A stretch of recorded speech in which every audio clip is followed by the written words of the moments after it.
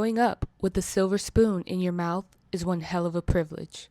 Going to the best schools, living in beautiful mansions, with more money than one can ever imagine is a blessing. So what would make a teenager with everything at his disposal want to turn to the dangerous streets of South Central LA and join the gang culture?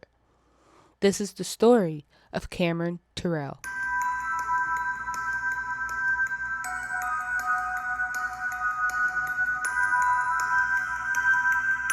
Cameron Terrell was born in Palos Verdes, California to parents Donald and Deborah Terrell.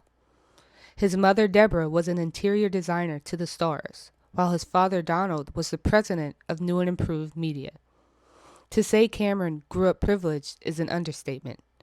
He lived in a $2 million home in the Palos Verdes Estates, one of the wealthiest cities in the United States. It's known for its beautiful beachfront homes, high-performing school district, and beautiful hiking trails.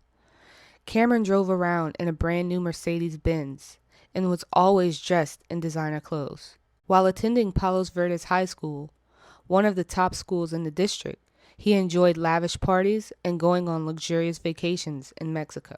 From the outside looking in, Cameron had a pretty great life. But in 2016, Cameron started having issues at home.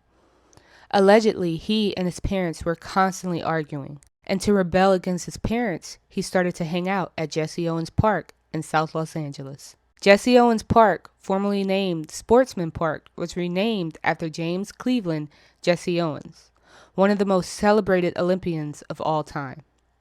He was the winner of 4 gold medals in the 1932 Berlin Olympics. Just wanted to throw that Black History fact in there for y'all. Jesse Owens Park is the main hangout spot for the Rollin' 90s neighborhood Crips. Rollin' 90s neighborhood Crips is a branch off from the Rollin' 60s neighborhood Crips, most famous member being Nipsey Hussle. They are the rivals with the 8 Trey Gangster Crips. Constantly hanging out at that park, he would become friends with one of the teenage boys there. He would end up staying with his new friend's family, trading his luxury lifestyle in Palos Verdes for his friends in South Central LA. He was there so much he would refer to his friend's mom as Ma. Cameron was infatuated with the gang culture, and the teenager that Cameron was friends with was associated with the Rollin' 90s Crips. Then one day, while at Jesse Owens Park, the two were initiated by being jumped in. Soon after, Cameron was seen wearing blue and throwing up gang signs. He even got the Washington Nationals logo tatted on his chest.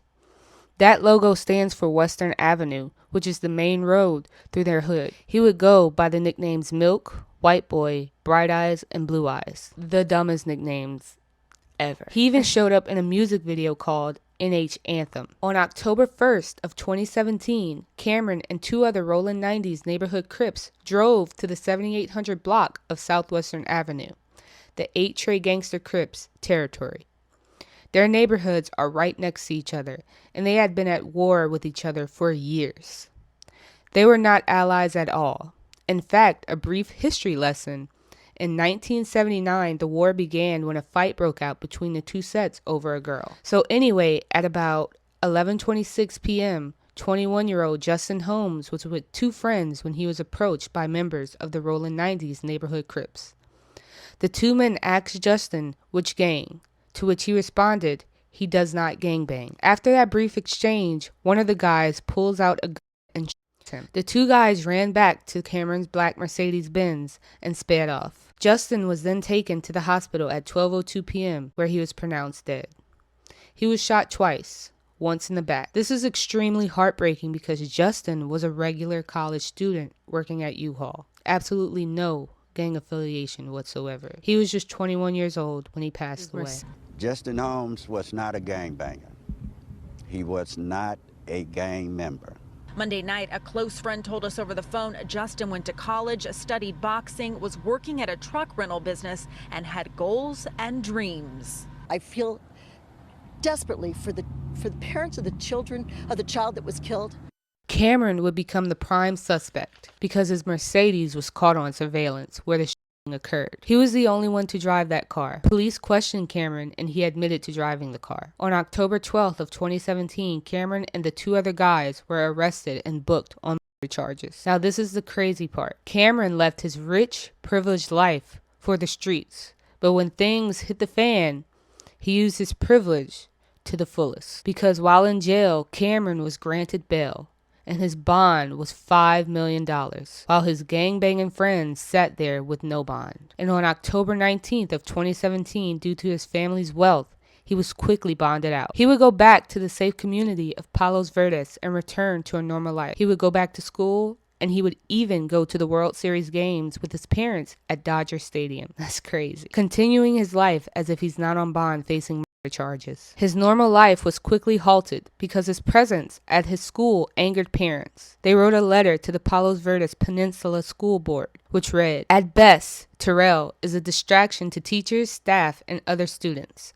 At worst, most law enforcement officers would say that allowing an 18-year-old gang member suspected of a felony to attend a high school presents a clear and present danger to other students. So he was required to complete his studies off campus." Hi, Elsa. For the last couple of weeks, Cameron Terrell had been going to school here. Parents here not happy about it. Tonight, the district confirmed Cameron will now homeschool or take online courses.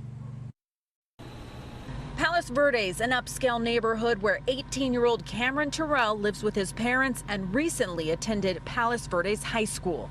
He presents a danger to them, and we would like him to be put on home study.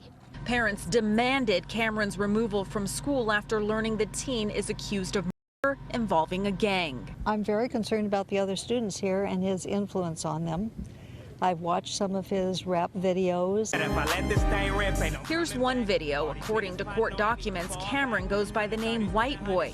He's accused of driving a getaway car used in the killing of 21-year-old Justin Holmes in South LA last month. 2 other teens were also arrested. The trial began July 3rd, 2018, and this rich white boy gangbanger had everyone captivated. People couldn't understand the logic behind his thinking. Like, you're a rich white boy. Why do you want to put yourself in danger by going to South Central LA and gangbanging? The public also thought the evidence against him was clear as day, and he'd definitely go down. But remember, Cameron was rich, and his parents cashed out on one hell of an attorney by the name of Javon Blacknell. His attorney argued that Cameron had no idea that the 2 individuals were going to shoot someone. He said at best Cameron was just a witness. He also said that he was clueless to the 2 having weapons on them while inside his car. He stated that he wouldn't have used his dad's car if he was planning to kill someone. He thought they were going to spray graffiti. His lawyer also stated that Cameron was shocked when he heard the gunshot, and that he had no choice but to flee the scene. The prosecution wasn't buying Cameron's whole innocent facade. They saw right through him. They said that Cameron knew they were going into rival territory with the intent to kill, and that Cameron participated to gain some sort of status within the gang. They backed their arguments by showing Cameron throwing up gang signs and even a video of them vandalizing the memorial of Justin. They also pointed out the W logo on his chest, which is obviously a gang tattoo. But his attorney challenged that by saying that he only got the tattoo because Kevin Durant has the same tattoo, and that was his favorite player. Wow. After 10 days of deliberation, the jury found Cameron not guilty. Once the verdict was read, Justin's family was in disbelief, shaking their head as they walked out of the courtroom. Cameron shocked everyone and made a statement. I'll say rest in peace, Justin Holmes. He should have died that day, and, I pray for his family every night. This been weighing on me every single day of my life. I don't have to explain myself to anyone. God knows what really happened that day. Not much is known what type of sentence his 2 co-defendants got because they were minors, but Cameron has been free ever since, living his life. These are my opinions on this whole situation. I don't understand why someone who was born wealthy, born into privilege, would want to go into the dangerous lifestyle of the gang culture in South Los Angeles. It doesn't make any sense. People work hard to get out of that situation. You are blessed to be born in the life of luxury. Why would you want to ruin yourself? Rest in peace to you, Justin Holmes.